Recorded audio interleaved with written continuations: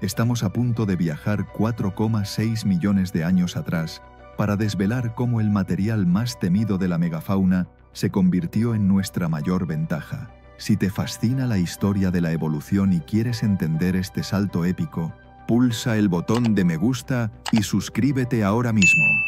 Activa la campanita para que no te pierdas ni un detalle de esta crónica de la supervivencia humana. El tiempo profundo de la Tierra envuelve el inicio de la historia humana en una bruma de vastedad y misterio. Si retrocedemos a hace 4,6 millones de años, 4,6 milla, nos encontramos al borde de la emergencia de los primeros homininos claramente definidos. Es una era que antecede a los Australopithecus más conocidos y nos sitúa en el dominio de formas de vida más primitivas, posiblemente representadas por géneros como el Ardipithecus. Este período, ubicado en el Mioceno tardío y el Plioceno temprano, no es una época de dominio tecnológico, sino de humilde adaptación. La vida se desarrolla en el precario equilibrio de la frontera boscosa y la sabana incipiente, y la supervivencia pende de la sutileza de una mano que aún se aferra a las ramas. El concepto de que el marfil se convirtiera en un arma de supervivencia a esta fecha es, en el sentido estricto de la tecnología lítica conocida, una profunda paradoja.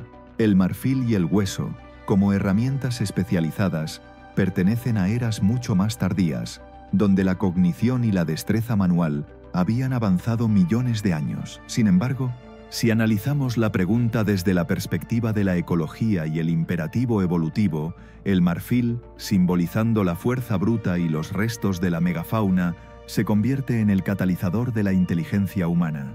El reto no era cómo tallar el marfil, sino cómo superar el inmenso poder biológico que lo portaba, y cómo, eventualmente, cosechar sus restos para sostener una especie en crecimiento.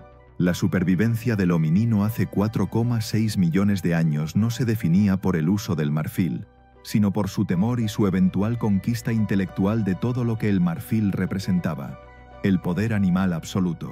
En este mundo, la megafauna no era un recurso, sino el principal depredador y competidor. Los portadores de marfil, o grandes estructuras óseas, mamuts primitivos, elefantes ancestrales como Deinotherium, hipopótamos gigantes, rinocerontes y cocodrilos enormes, dominaban el paisaje. Un elefante ancestral, con sus defensas de marfil, representaba una fuerza natural imparable, capaz de destruir el escaso refugio o el recurso vital con un simple movimiento. El marfil era, en ese momento, una frontera inexpugnable de la superioridad biológica. El hominino era insignificante ante tal masa y poder.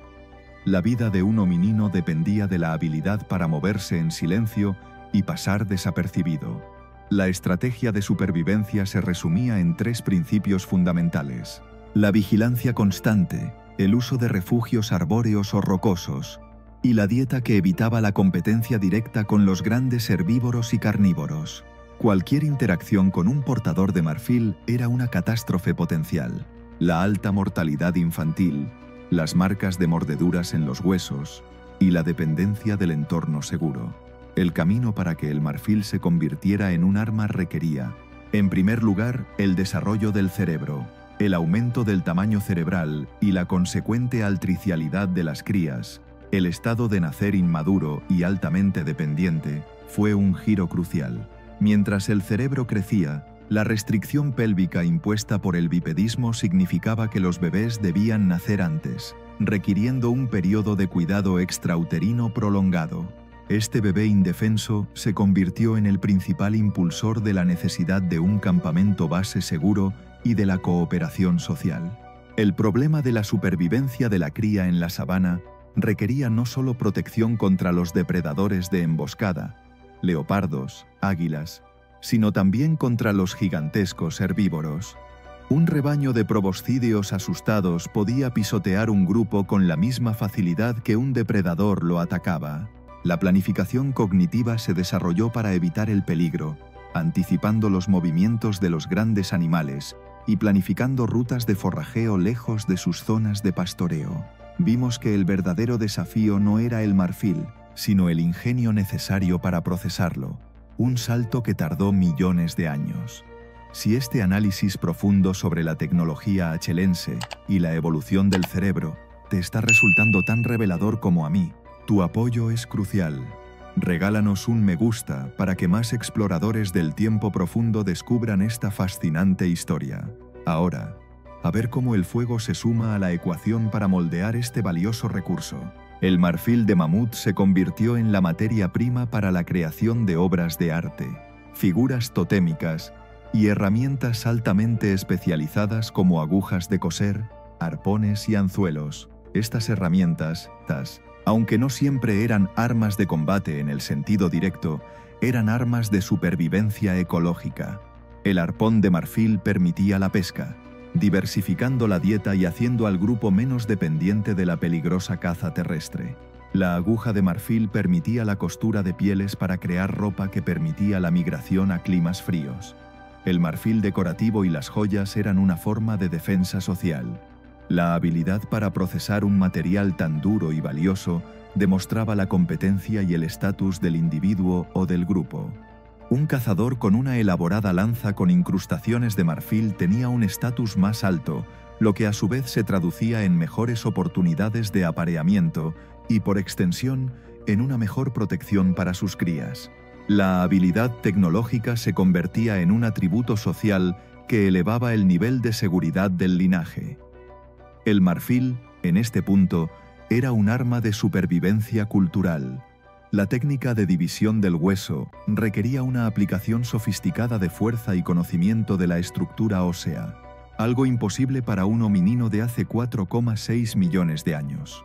Se utilizaban guijarros pesados como martillos y cinceles de hueso para fracturar el material a lo largo de sus líneas naturales de fractura. El marfil, al ser más denso y fibroso, requería técnicas de tallado o raspado mucho más precisas, a menudo empleando hojas de piedra muy finas, o incluso el uso del fuego. El fuego, que se volvió un control consistente en el Homo erectus tardío, no solo proporcionaba calor y protección, también se utilizaba en el procesamiento del hueso y el marfil. Calentar ligeramente el hueso podía hacerlo más maleable o permitir que se seccionara con mayor facilidad, reduciendo la fricción y evitando que el material se astillara. Este uso del fuego para preparar la materia prima es un ejemplo brillante de la innovación tecnológica sinérgica que permitió la creación de armas y herramientas de marfil.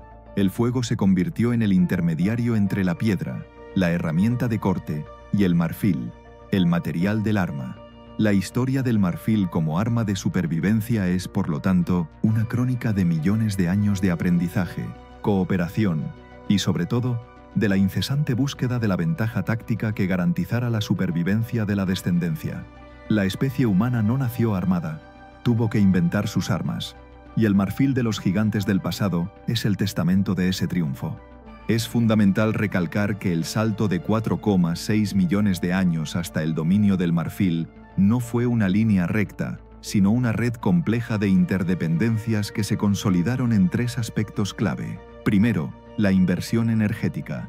La capacidad de procesar y usar materiales duros como el marfil se debe a que el cerebro primitivo, alimentado por la médula ósea y la carne obtenida del carroñeo con herramientas de piedra, pudo crecer. El marfil se convirtió en arma porque la grasa contenida en el hueso ayudó a forjar el intelecto. Segundo, la coordinación social.